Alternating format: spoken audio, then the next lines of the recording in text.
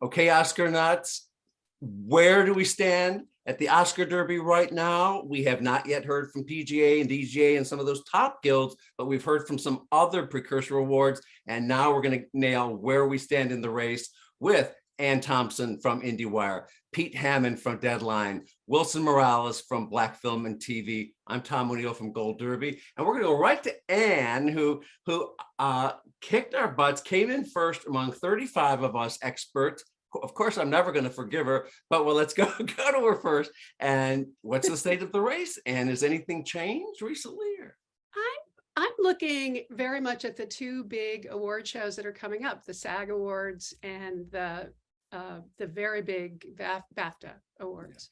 And so I'm looking at Everything Everywhere All at Once to do very well at the SAG Awards. That's my prediction. And so it will ride a lot of energy, I think, into the Oscars. And that could be enough to get Everything Everywhere All at Once, which has the most momentum, the most rooting interest, people really cheering for this. I was at a dinner with some Academy members, older women, who said this was the original. This was the movie that changed the rules. This is the one that excited them. Wow. And they were very excited about voting for Michelle Yeoh.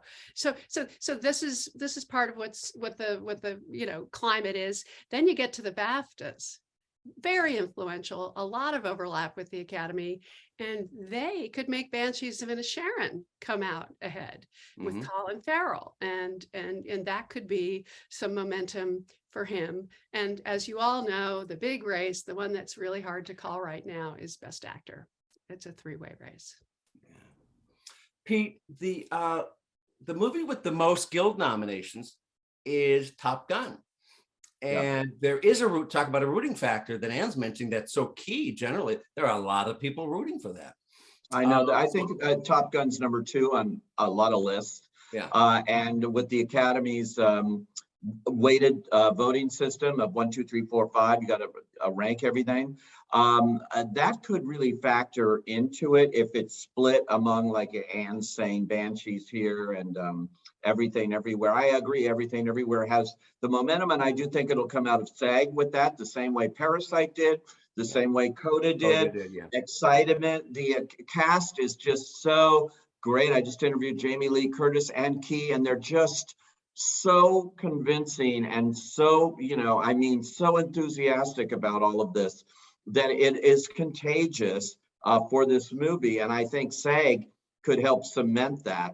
I'm also looking at PGA because the producers, if they go with Everything Everywhere and not then say, it's a slam. Then it's done. Then I think that's going to be really it. Not so much the DGA, that'll be an icing on the cake for whatever, but and that's actually before all these others. Before everything, we're going to get the DGA first, which is usually a telltale thing. I don't think it is necessarily. We really have to see what PGA does, and then I think SAG will go for Everything Everywhere mostly. I agree. The Best Actor race is the one, and SAG will have a real say in that, building momentum. Even though it's on YouTube. I don't think that matters. It's about the industry knowing what. Yeah. By the way, what I just meant by that, everybody, is that Netflix is going to be airing on regular Netflix the SAG Awards next year, but they don't have live streaming capabilities set up yet fully, so they're showing it on the Netflix YouTube channel. That's where you can see SAG. So Wilson, you have been sweeping a lot of these pundit contests of Gold Derby lately. Give us your wisdom. Well, I think right now it's kind of funny because now we're at a cooling period, and so now it's like for all of these movies you guys are both mentioning, they can't take the foot off the off the pedal. Right now it's Everything All at Once. They're the darlings right now. Obviously, if they can hit on these Guild Awards, then it's game over. It's funny how a month ago we were talking Fabelmans, and yet no one's talking about it now. It didn't get much BAFTA love. And the SAG is almost like, okay, but there's always that one film that gets, whether it was Roma and last year's Power of the Dog, they got these, where the favorites going in, but it's the turtle that comes out on top. And right now, and that goes back to that goes back to Social Network. I would caution you at saying Best Picture winner Social Network, because they thought it was happening before the first Guild Award had a different thing to say about that. And then suddenly the tables turned and it was King's Speech. That's what we're talking about when looking at these Guild Awards. We haven't seen one yet. Yeah. So we're at that point, where it turned for King's Speech. There could be something out there that maybe we're not picking up. I don't know. I wish I understood where tar was going to factor. Right. It's actually, it's one of those things where I've kind of went, it's an art film, it's a little arcane, but it's steady. It's steady. It has an editing nom. It has a directing nom. It is strong. It has the most extraordinary Cate Blanchett nomination. Todd Field is in there. So where does tar end up? And my guess is that it could make Cate Blanchett's night, because that would be the one tar win. Yeah, and when we get to Best Actress, we can talk about the value of being in a Best Picture nominee versus not. But let's go there now. Let's before we do though, just here's the quick rundown of the experts at Gold Derby. 19 out of 24 experts at Gold Derby have Everything Everywhere. Banshees is in second place, Fabelmans, then Top Gun, then Tar. So that's where we stand as a collective now. And for Best Actress, of course, it's a toss-up. It's between Michelle Yeoh and Cate Blanchett, and it's neck and neck among the experts. 14-9 in favor of Cate, but it's been Michelle Yeoh who's been rising. So who wants to go first? Well, you have the Andrea Riseborough factor in here, which is hard to read because that's all from the actors branch. Yes, I don't it's not think the rest of the Academy that's going to. I know. I was just going to say, I don't think it appreciate it. I don't think it plays in that other area. Although I do think all the publicity got a lot of people paying attention to the movie and probably checking it out from other branches maybe. But I do, a lot of people keep saying, well, I think these votes going to Andrea Riseborough is going to hurt Cate Blanchett and help Michelle Yeoh. I'm not sure of how that thinking works, but that there's some path there for Michelle Yeoh because Michelle's going to, Andrea's going to get these votes. I don't know, but I think it's Cate's to lose. I thought all along it has been, and it helps. I just was saying, Best Picture nominee. You've got Michelle and Cate in Best Picture nominees, and that's very important. Whereas you don't have Ana de Armas, who I don't think figures into the win here, and you don't have Andrea Riseborough. Those are in just the single nominations for those actresses, and then so we'll see. Yeah, after the Grammys, where Bonnie Raitt came out of nowhere and shocked the world with her win. 15 Grammys. Can't be surprised by anything. You can't be surprised. Right now, it's looking like it's Cate versus Michelle Yeoh, and it looks like a 1-2. No one's talking Michelle Williams at all. And so the question is, does Andrea rise in the next few weeks where people start looking at Gold Derby, and if she can manage to get to number 3, you never really know what goes on and see whether or not she splits votes, whether or not a momentum gets somebody backing it up to do campaigns at this last minute, just for more people to see this movie. But as it is right now, campaigning at all, right now. I think she's being pretty quiet. I mean, the thing about Michelle Yeoh, I contacted her publicist, she lives in Brooklyn. It's been radio silence. She lives in Brooklyn with her daughter Matilda, and so she doesn't like getting on the plane and coming out here. She's got her daughter at home. And she may have been hurt by this. I don't think this is necessarily something. Yes, she got a nomination, but I don't think it was necessarily something that was good for Andrea Riseborough as an entity. I don't think it was. I don't why right off Michelle, because there was so much talk about how the campaign was not necessarily conducted in the right way. But that was always going to be a comment. I think somebody was going to be left out, and when she got it, because I know I spoke to one studio publicist who told me that they had a meeting the week before the nominations were announced, because they saw these articles being written about why is everybody campaigning for Andrea Riseborough, and they thought that it was going to factor in if their client, if their contender did not get in.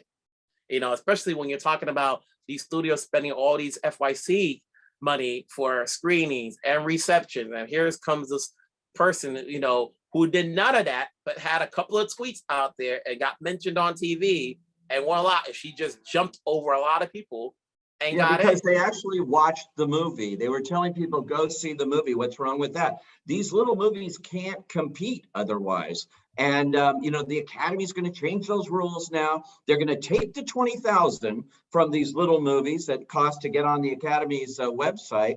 And then they're going to tell them, oh, but you can't go tell your friends to They can't legislate social media, but what they can do is tell people not to negative campaign, and they can tell people not to send direct emails to their friends when they're supposed to go. Well, that I don't know how you, how can they tell people not to send direct emails? Right. I mean, it's not allowed. It's Well, not that's why the permitted by the Hurt Locker- Academy to That's do why the that. Hurt Locker guy was. But here's how. but the Hurt Locker guy, I stand wrote with this. that story and I had both those emails, and one of them said that $500 million film, and the second email I got said Avatar by name. That was completely against the rules. This was groups of people, high-powered actresses. Here's what I want to say about it. How are you so sure that Andrea Riseborough came in 5th and caused whoever didn't get nominated that? I don't think she did come in 5th. I think that campaign was more successful than you think. And I think she was 4th, maybe 3rd. I think Anna de Armas might have been 5th. But, you know, I'm not so going to argue with that. It was a very we'll effective never know. campaign. So I think it's kind of unfair to say, oh, she cost these people these awards. Well, We'll never know that. A lot of the talk is really, at the end of the day, is because you had 2 Black actresses who did not get in, and everybody thought one of them would get in. I think if one of them got in and not the other, you'd still get talk, but it'd be more minimized than what And it is. they had the precursors going with them. Viola was up for everything. Yeah, and they had that's studios behind them with big money, you know, and so, but I don't know that they didn't get in because, but I'm just saying, I don't think Andrea Riseborough necessarily came in 5th, so I don't know how you can make that argument that she cost them this. Well, here's my I question don't know. Danielle Deadwyler certainly should have been nominated, Yeah, but I don't think they watched the movie. And I know from I the article never that was sure about Danielle Deadwyler because Till was a movie that not that many people saw. Right. It wasn't. and the same with Woman King. It was a hard sit. It was a tough sit. Let's be honest. Gina said in an article she just wrote, she said, I don't think, you know, they come up to me and they go, you know, I wasn't going to watch your movie, but I'm so glad I did now, you know, and she took that as a backhanded compliment, like saying, oh, it's like, you know, homework for a lot of people. I think a lot of people did resist watching those movies. I think there are a lot of Academy members who aren't interested in white Academy members who aren't interested in stories entirely populated by Black people. I think that's true. Here's a story. I've told this before. Years ago, I met an Academy voter in New York City. He's not an actor. And we just happened to go to 2 back-to-back events. And, you know, we got into some conversation. And then I said, he said he did not vote for Straight Outta Compton, you know, and this is after 2 or 3 years after it didn't get the nomination for Best Picture, which we all thought was going to get in. And I said, what happened? You know, the movie was #1 for 5 weeks in a row. It had made a certain amount of money. It had 90 plus Rotten Tomatoes. And he goes, well, I didn't get catered. I was like, what? and he said, I'm a 60-year-old Jewish guy, and a movie about rap is not to my liking. But if they had an event for reception, I would have been more inclined to come. And then who knows if it would have changed my mind. And I'm like sitting there stunned, and I go, he can't be the only one that probably thinks like this. And, you know, obviously you guys live in LA. Group that's like that. I wouldn't. You know, I mean, you know, the Fly 'em with Food group. That's a very small sliver. Yes, exactly. You know, but think about it. But it did get one. Won't come out unless they get catered. It got 1 nomination, and what did it get it for? A screenplay written by white people. The only nomination that movie got. That was the irony of that whole thing. I agree with you. I totally thought that was going to get a Best Picture nomination, too, but you know. I want to go back to something Ann said here, which is you can't stop people from expressing their own opinions. There's free speech, whether they make a post on Facebook or whether they say it.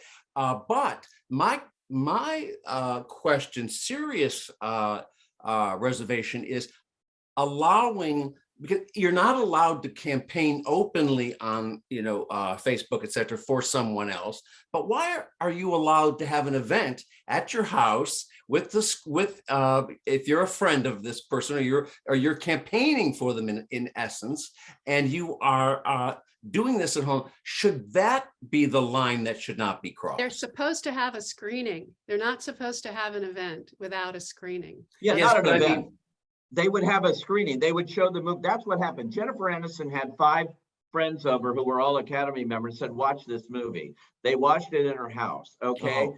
So how do you police that? You can't. Okay, 5 people know, but sometimes it's 100. But that's what her campaign was. It was a word of mouth, grassroots, took hold. A lot of people jumped on it. And, they happen to be super successful actresses mostly that championed this. But, I always thought too, and the reason I think she didn't come in 5th is these people were energized to vote.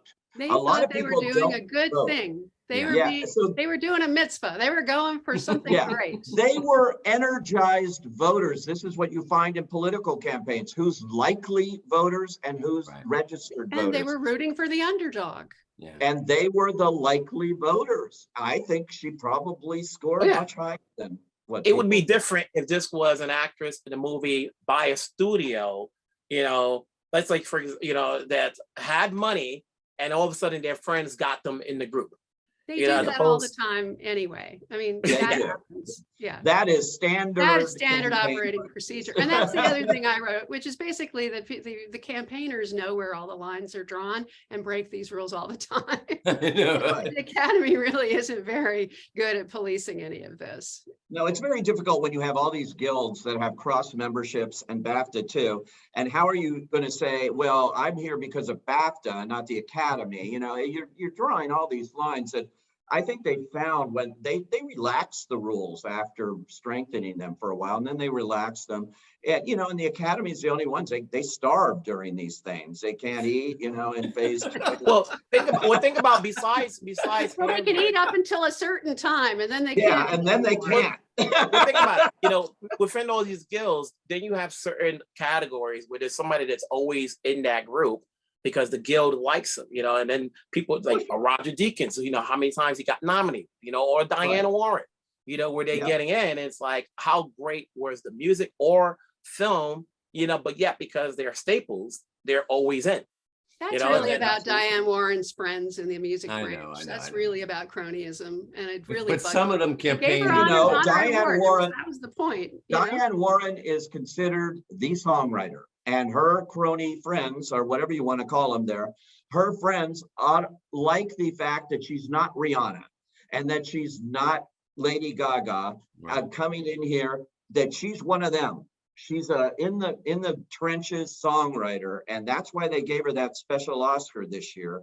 And that's why they keep Her nominating. special Oscar was well deserved, and she's a great lady.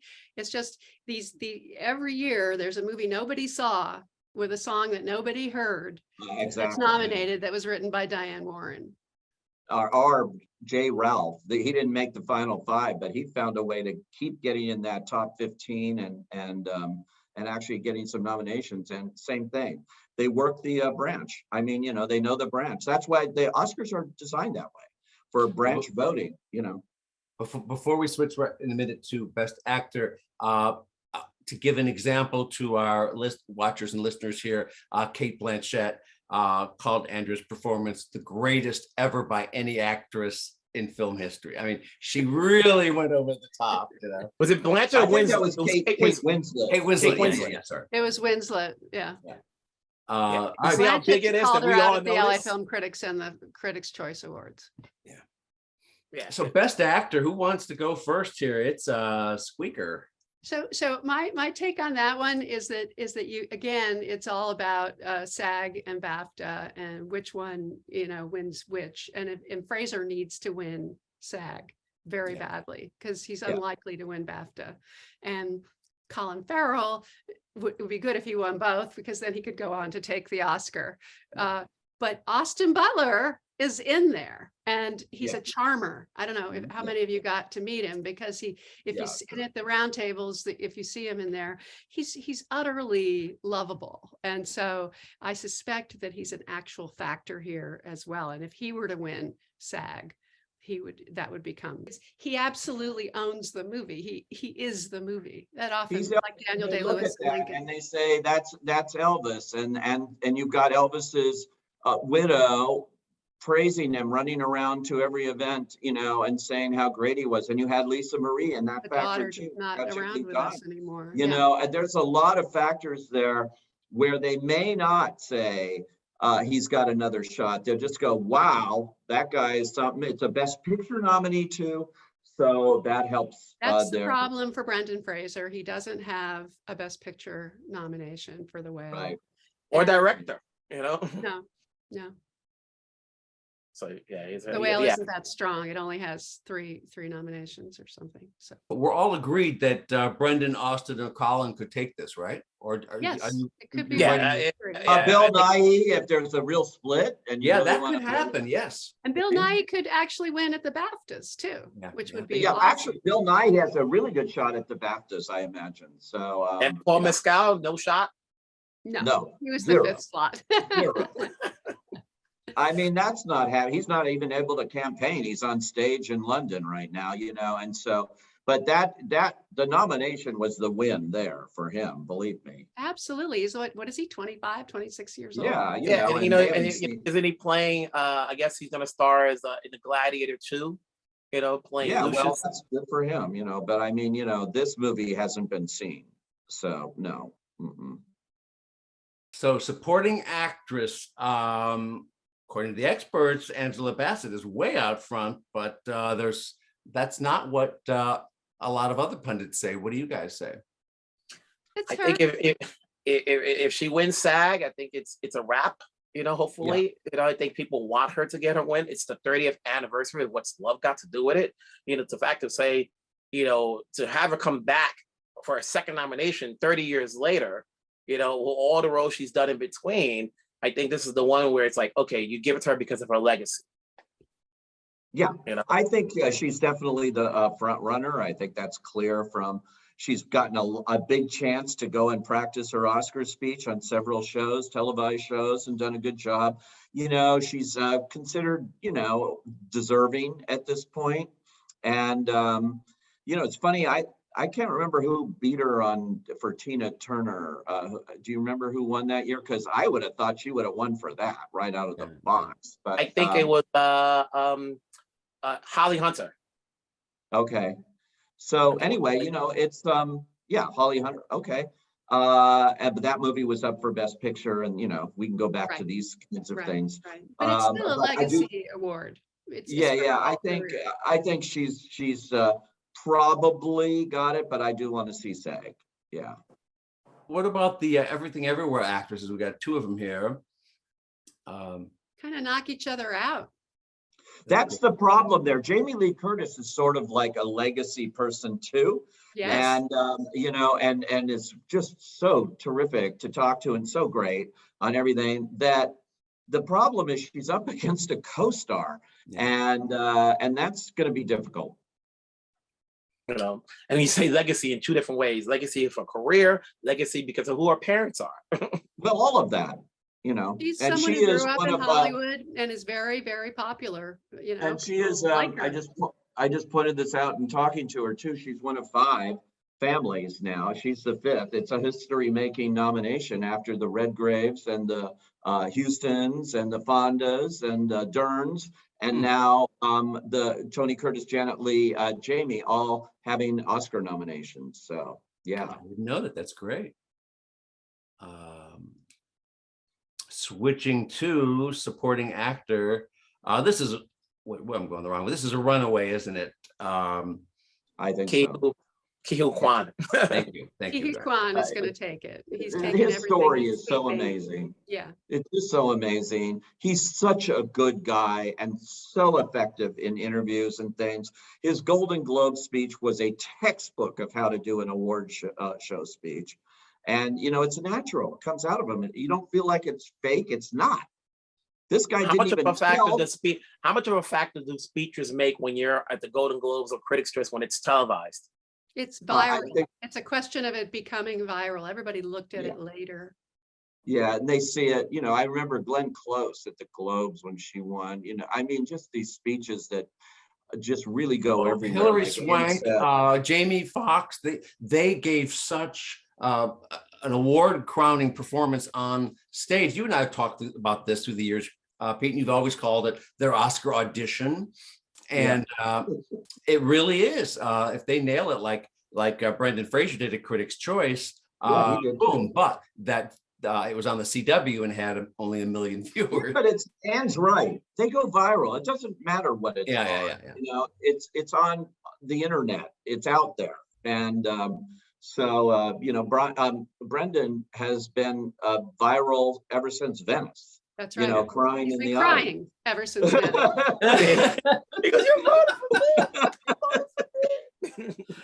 you're Brendan Gleeson, keeps getting underrated at the Emmys, and he wins often. So he's one of these actors that I don't think we can write off. He's up against a co-star again. There, it's tough. And this is just Kwan's year. Yeah, it really is. His narrative Brendan and is Barry will undeniable. cut each other off. You start out with Indiana Jones and the Temple of Doom. You can't get arrested, and your first movie back is Everything Everywhere. And he doesn't tell his family he's making the movie. Only his wife and his lawyer, who was his co-star in The Goonies, by the way, knew that he was even got that role and that he had shot the film. And he told his family, including his mother, the day before the trailer dropped, because he was sure they would see it and wonder what he was doing in it. And I asked him, and he said, I thought I was going to get fired the first week. That's what he said. Oh, wow. And he meant it.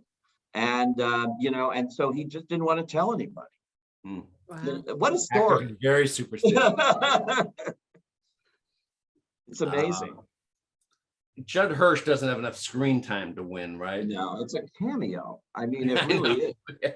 It's one scene. It's literally one scene. I know. He goes back in the cab, but it's like it's very small.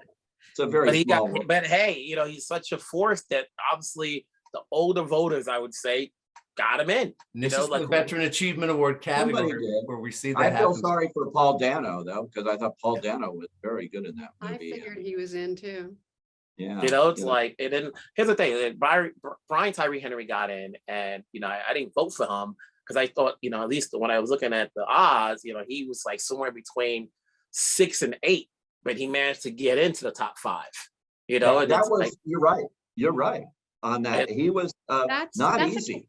That's a case of an Academy movie that I heard a lot of people talking about how much they liked Causeway. They liked how quiet and naturalistic and how well acted and well written and directed it was. The Academy members loved that movie. And so I'm really they plucked it out. They plucked it out. Brian was nominated, at different places, but for the Academy to do it, I mean, the actors really noticed. And first of all, he's so good in that movie. And would you say that having Jennifer in the movie got people to watch that movie? Because at the end of the day, without Jennifer, nobody's watching that movie. I think so. Yeah, I think so. True. Yeah, but Brian Tyree Henry he's built his reputation over time. Yeah, and could talk. He got attention for that too. Yeah, and he was the best thing in Bullet Train. Let's be by honest. far. He stole that movie. So yeah, more power to him. He did a great job, but nobody's taken this away from Cate. Now, adapted screenplay, I think we've all agreed from the beginning, women talking is almost invincible here. But among the experts, we have a couple. Ishiguro is a possibility there. Yeah, if they know it. Do they put their names on the ballot, or is it just the name of the movie? A lot of these, they don't mention the name. So I have a feeling that's one of them. He would have to win at the BAFTAs and get attention. That would be. Who's this? Kazuo Ishiguro, the author, the person who adapted Living. And he's quite a campaigner. He's been at everything. I've been hearing that he charms people too. Oh, he's everywhere. In fact, I've gotten to know him like, hey buddy, whenever I see him. He's out there as much as anybody, and he's enjoying it. He loves it. I know his wife now too. I really like them. And he's very, he's not like stuck up like you would think a Nobel Prize winner would be. But he's amazing. And I do think, Anne may be onto something, because I think the Academy might like to vote for someone that's won a prize that's even more desired than an Oscar, like the Nobel. Sometimes the screenplay goes to somebody who may not have gotten the nomination for director, or may not win director, like they did Spike Lee giving him screenplay but no director. Here it's a win for Sarah Polley. Sarah Polley, the women often get the screenplay consolation prize. Yes. Yeah. And, it does have a Best Picture nomination. So that's very helpful. What about Top Gun? That's in the writing category, not just at the Oscars, not just at the Writers Guild, but also at something I think Anne has something to do with at USC, the Scripter Award. They withdrew their consideration for the scriptors. Oh, really? And they're the only group that isn't coming to the writers panel at Santa Barbara. So I don't know why. I don't know what's up there. I don't either. You already have too many people on that panel, Anne. I counted it up. There's like 10 people on the writers panel. There are 10 people on that panel. It would shock the world. But the writers like to talk. if they were to shock the world and win the Oscars, then leading up to Best Picture, then you never know. I believe that if Tom Cruise wanted a campaign whatsoever, it may boost his chances. If he were to come out, but that's not his style. He's going to be out. He's going to be at the Producers Guild. He's getting the big award at the Producers Guild, and he's going to be presenting the next day to Jerry. But he's been off shooting Mission Impossible and all of that. But we'll see. Diving off of cliffs on motorcycles. He'll be coming into the lake, flying in, parachuting. He goes, he's here now. For original screenplay, we have a real close race here, according to our experts. Banshees is out front by 2 votes, and then Everything Everywhere, and then Tar. Then there's a huge drop off in Tar, and Fabelmans seem to be way back. But where do you guys land between Banshees and Everything winning here? Assuming that Martin McDonagh has to win something. And I think it could be Martin, because he didn't get it for 3 billboards, right? No. So it's sort of like he won. He won for live action short, actually, years ago. Yeah. But I think this but is nobody knows that. Nobody knows that. But bottom line is, I think it's going to be Everything Everywhere, because it is going to be viewed as the title of the category, Best Original Screenplay, and I think it's perceived as the most original. Mm-hmm. That's one way of looking at it. I still though Martin McDonagh, they love him. They actually really respect him. And so that's what makes it much closer than it might be normally, because he has not gotten this kind of recognition. How close are the BAFTA awards with the Oscar voting? Pretty close. Yeah, not in Best Picture though. They've been way off. No, between the ballots. Like by the time the BAFTA, is it within the same realm of Oscar ballot voting? I mean, of the Oscar voting? Well, it comes 2 weeks before the Oscars, so the balloting, I don't know. It's near there, but it's not. The overlap is in terms of just percentage. If you were doing like the Gallup poll, it's an enormous percentage of a sample percentage, if you were doing it scientifically, of what we see at the Oscars. But at BAFTA, they have separate awards for Best British Film and Best Picture and all of this. Yeah, they've been on a bad tear, the opposite of a good tear for Best Film. They just have not. They only nominate 5 films. They have not matched with Oscar generally in the. I think Nomadland. The actors tend to match up more. Yeah. Like when Anthony Hopkins, that was the first win when Chadwick was winning everything, and then Anthony comes in and wins the BAFTA, and then boom, he wins the Oscar. Yeah. Well, if the Oscar producers that year bothered to read my column before the show, they would have found out there was a big swell for Anthony Hopkins in the Academy. It was obvious with talking to people. And Don't put an egomaniacal director in charge of the Oscars. you know, so that was the BAFTA thing was proof positive it was happening, but it was definitely happening. You know, I would not have gambled that way Well, because think there about was it. You just saw how the Oscars were set up that year, and they left the best actor category be last. That's You know, that yeah, was what was foolish. Foolish. Yeah, that was you're like, you stupid. thought They they were just going setting for it the up big for emotional You thought it ending, was for Chadwick. Yeah, and exactly. instead, you know, you had, you know, the envelope. The winner's Anthony Hopkins. He isn't here. Good night, everybody. You know, It was so, horrible. You're like, what? You know, yeah. Yes, it is. So we although have the next all day quiet they on- did get him. Did you see all the next quiet on day? They had him on video. On video, and he actually like felt like I should apologize actually for winning. You know, it was kind of interesting, but you know, all quiet on the Western Front's a good thing to talk about, Tom. Yeah, go. Well, I mean, it's ahead in categories like cinematography and of course international agree film and with others. So, and it's up for Best Picture, and it's got devotees that talk about rooting factor, and the original, of course, won Best Picture. And I encourage everybody to go back. The a great only movie. It remake holds in up. Oscar history to win, if it wins, and here's why: it's climbing a very tall mountain, but one that it could, you know, happen. It's no movie has won Best Picture without having SAG, WGA, DGA, PGA nominations. It also has no actors nominated, and its Right. director isn't nominated. All of that goes It does against. have screenplay. It has It does screenplay, have that. and it has the crafts. Yeah. Yeah, And it- but and it's form. not International. nominated at WGA because it was ineligible there. But it's not got any of them. Can you name another movie that's won Best Picture without that?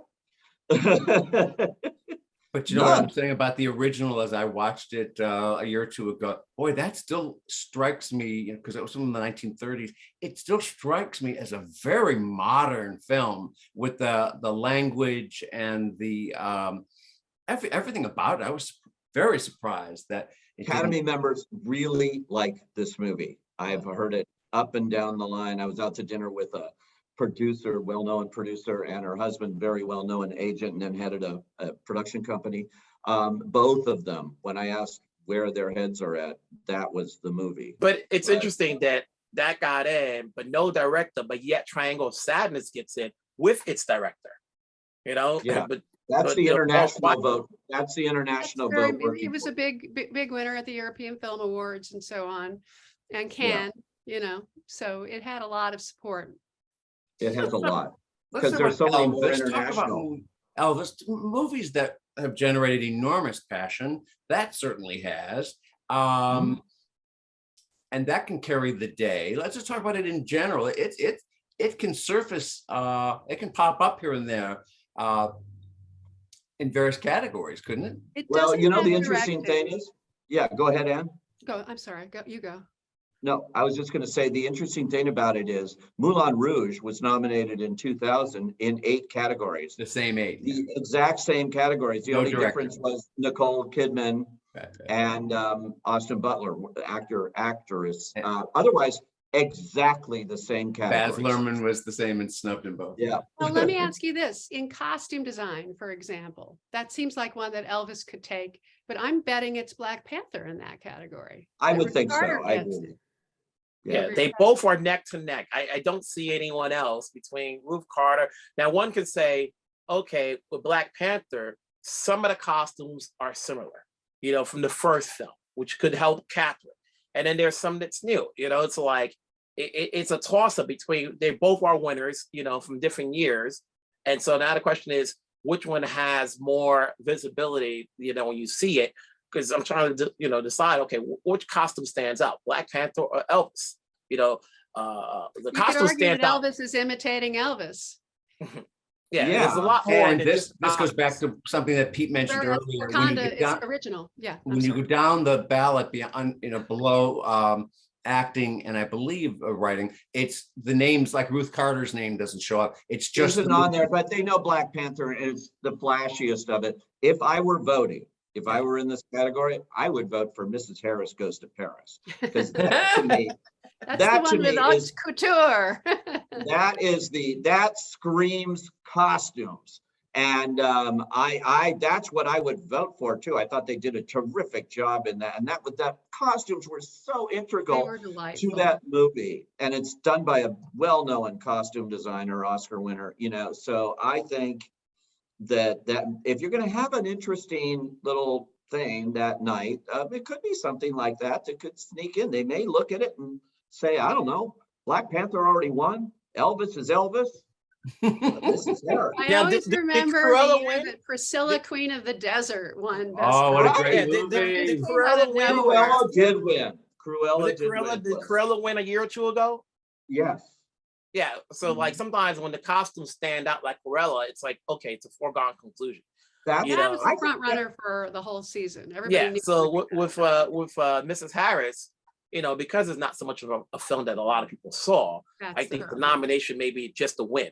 The nomination is its win. Like, oh, we're nominated because what stands out with this movie. Well, the is costume designers nominated it, and they know, and they're going to put that in there. But this is the Academy at large voting, and Right. so we're dealing with a different thing. But that's what I would vote for. Maybe I'm just going to pick all the winners based on what I would vote for, and just because I'm sick of losing to Ann and Wilson. I'm just gonna I am too. It's a conspiracy here, and we know I it. have a But theory about you, Pete, which is that you're out and about and you're hobnobbing and you're moderating, and this is your friend and that's your friend and that's your friend.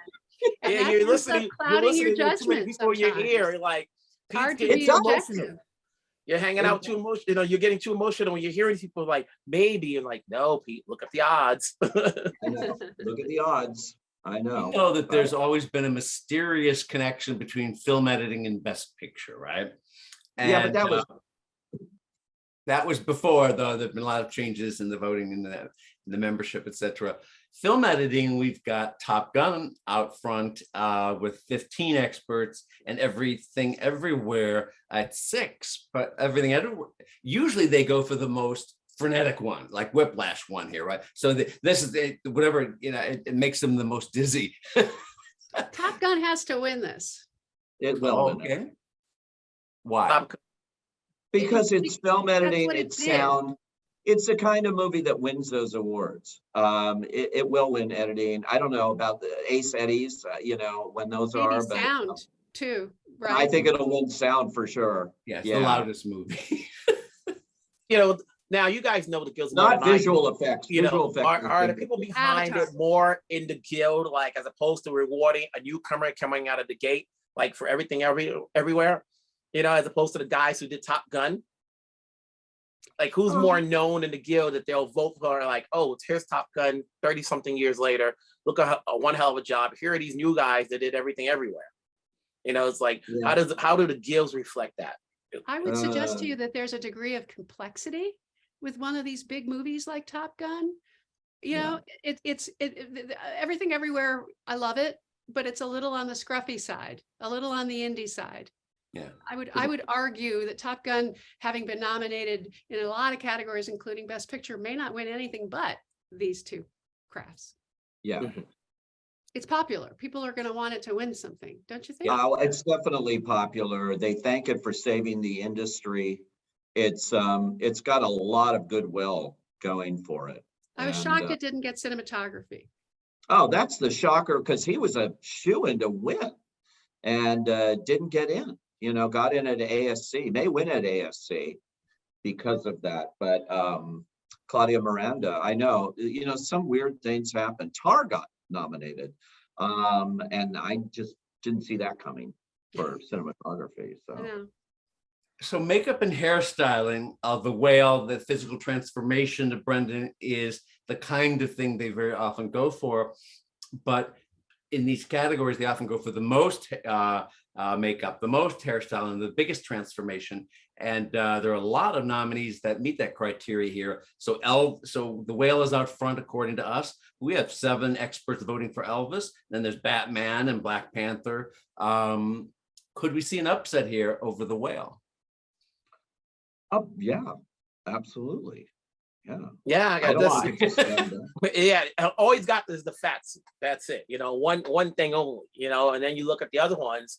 You look at Batman. All you have is, I guess, Penguin. Yes, And in there. Colin Farrell. And yeah, you got Colin Farrell, and then you have who else got in? I guess what else did you mention? Black Panther and All Elvis. Quiet on the Western Front. Yeah, well, Black Panther, you've got different types of makeup there. So like Camille Friend, she's been around for some time. I think this is her first nomination. So it varies on how they want to play it out. I think you have to watch, its own guild to see where they go with That's that. true. And Probably like the Whale, but yeah, the Whale looks good. Like, I did think it the win Whale for, is like a Dallas Cowboys kind of Yeah, situation here, or Ed Wood. Makeup goes with the actor nomination, or Oh, that's a win. good point. Yeah. did it win for And, Nicole and Kidman? I think that's what we've got set up here with the Whale. I think it's a twofer if Brendan wins actor. But if the Whale doesn't win makeup early on, don't look for Brendan necessarily to win actor. That will be an early Fascinating. sign. Did the Yeah. hours win makeup for on Nicole's For her nominated? nose. I don't I remember. don't think so. I don't remember. I don't know.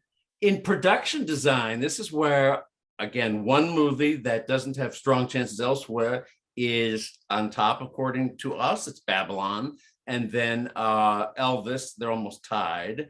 And then we get into Avatar and All Quiet and Fabelmans. So this, according to our little group here, is neck and neck, Babylon versus Elvis. What say you? Any of you? That's a I hard wasn't category thinking. to call. Babylon is done by the same person that won for Once Upon a Time in Hollywood. And that, only got 2 Oscars too, a supporting and whatever. It could be that they look at that as a production design kind of thing if they saw the movie. I don't know about All Quiet on the Western Front though, because if they really like that as much, Okay, they that's could start very checking fascinating. that off. And it's a Best Picture contender, which I obviously know. Babylon is not. Yeah, Elvis is, but Catherine Martin, she wins all the time when she's nominated, but Elvis is good. I don't know that it, is a, standout. But yeah, that could be a situation where it depends if you're watching the movie, as opposed to like, oh, it's got to win something, So I think Babylon, while it may be in the front, if everybody watches, if we're talking about popularity, then it boils down to maybe Elvis, which is the movie a lot more people are seeing than Babylon. Once you start hearing, like, it's, like you said, it's not nominated for Best Picture. You want to sit there and watch 3 hours and 8 minutes, but they do have, the work involved in it. But so now the question is, are you going to sit there and watch it? It's not nominated in any of the big categories. But it's I almost nominated wonder in if All Quiet categories it is- could conceivably win. It could win Best music score, Babylon leads. That's Yeah. true. Justin Hurwitz could go ahead there. He won. And then He won the Fabelmans. Globe. Yeah, not the So- Critics' so- Choice though. Yeah. Yeah. And best No, song. the question is, Everything Everywhere has Sun Lux, which second time I saw that movie, I go like, I really like that score. I thought it was great. I'm shocked they got nominated because I thought it was more of a clubby kind of thing with the musicians. Who's the composer of everything? Sun Lux, it's a group. It's a group of 3 Asian guys. Okay. So that's an unusual nomination in that category. And not Alexander Desplat, who, if he was in there, I would have picked him for Pinocchio. Which I think thought is he would be in there. I picked him I to be in know. there and he didn't make it. But he's But sort of so- one of those people who gets nominated all the time. And he finally I They know. won. almost take him for granted. So there's some changes going on in that music branch there, but we'll see. We also have All Quiet in that category too. So I if think there that's the is- one that could get through. I think All Quiet. The thing is, if you look at makeup and you look at production design and you look at the score, cinematography too. everything is really good. Especially cinematography. Babylon stands out, maybe because it's just it's the jazzy feel to it. With the other ones, you're not thinking so much of a score. Like I used to do radio for years, and I'm like, the score is not sticking out, maybe because you're watching so much going on in that film. Sometimes you're waiting for that emotional score to come out that's going to really stand out, as opposed to Babylon, where it's It stands out. music, it stands out, and so when people listen, It also deals with jazz musicians, and it's got music all over it. So And it's yeah, edited to the music. That's how they make Yeah. the film, yeah. Well, speaking of So- music, best song has our way out front And the only Really? other nominee that even gets a vote from our group is Lift Me Up, the Black Panther song. And then we have Hold My Hand, Top Gun, and This Is a Life, Everything Everywhere. And then So it's Nanu Natu? Yeah. Is that what you're Not saying? to. yeah, I think the popularity of RRR and the more people talk about Natu, maybe compel it to win. And obviously, there's Lift Me Up and there's Lady Gaga, but how, at the end of the day, when you look at, I think on YouTube, last I checked, it was at 250 million views. The question is whether Wow. it's those people include the Academy. That's my question. I don't know that they include the Academy. That's So- a lot of people caught up with it. A lot of people did see it. It got a lot of attention, but some people, it's not their cup of tea. But for song, I could see it winning. I could. It's I the one asked that Tom sticks out. Bernard. I asked Tom Bernard recently, a couple weeks ago, the co-president of Sony Pictures Classics, is there anything different this year about the campaign, the whole process that we should be aware of on our side? And he said, yeah, he said there was a huge ground shift this year, and I'm not sure you're all aware of it. He said, what is absolutely stunning us and why I'm so hopeful that Living, which is theirs, might do better than you pundits believe, is he said, this year, the Academy members are actually all watching these movies on the portal, the Academy's portal that Pete referred to earlier, $20,000, and you can put your movie up there. So he said, I don't know how that's going to be different. He said, but, and this was really true at the Emmys as well, where the portals were all screwed up technologically. I remember, Pete, the trouble that you were having hooking up your TV when the Emmys were the first. They had to come out, they had to show me, I I give know. up, the Rokus, the whatever. Yeah, it's 2 No. years later. Hopefully they've gotten wind of how, okay, now they're watching stuff at home. That's what Tom said. He said, Out of- now out of it's smooth. He said, basically, an idiot could hook it up. I mean, so he said, now you got to take that into account. And then the old argument, oh, you've got to see a movie on the big screen to appreciate it. He said, look, everybody's got a widescreen HD TV screen now. She said, so that gives them the excuse if they're lazy and they don't want to get in their car and fight rush hour. Well, if traffic. you don't live in New York or in LA, you have no choice but to watch it at home as opposed to getting invited to see it Right. in person and maybe meet some of the talent involved.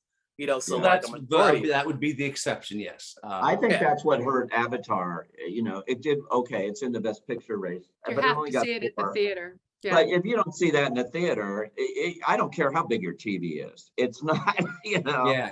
It's not big enough. You're sitting there, Isn't you're that like, okay, interesting? what else He is going said on? It took you them a gotta long experience it. time. There was COVID that forced their hands to really get it right. And it's been a struggle for both the Emmys and the Oscars. I don't think the Emmys have yet really made it a smooth process. But boy, from Tom, who really knows his Oscars, he said, I don't know what effect it's going to have, but he said, I'm hearing from everybody that they watch these movies on the portal. It's fine. I'm hearing that too. Well, they have no, it's like Living. It's like, where are you going to find it in theaters? That's That one is in theaters because it's but where? But is it a multiplexes or you got to find some small theater that has it? You're like, oh, I found it, but you got to go out to North Hollywood or well, something. Living, you gotta go to AMC's the have it, Royal. it's not hard to find. It's not in many theaters here, but Best Hope sound, springs obviously, of eternal. course, again, hope this is springs eternal for all these people out there wondering how their movie's going to do. Like they're trying to even the playing field here, getting back to that Andrea Riseborough thing. They should not take away any opportunity to see these movies just because they're breaking a little rule here and there. They should just get rid of that rule. Make it a real open thing where these smaller films have that shot. If anything we've learned this year, it's the lesson of Andrea Riseborough's nomination.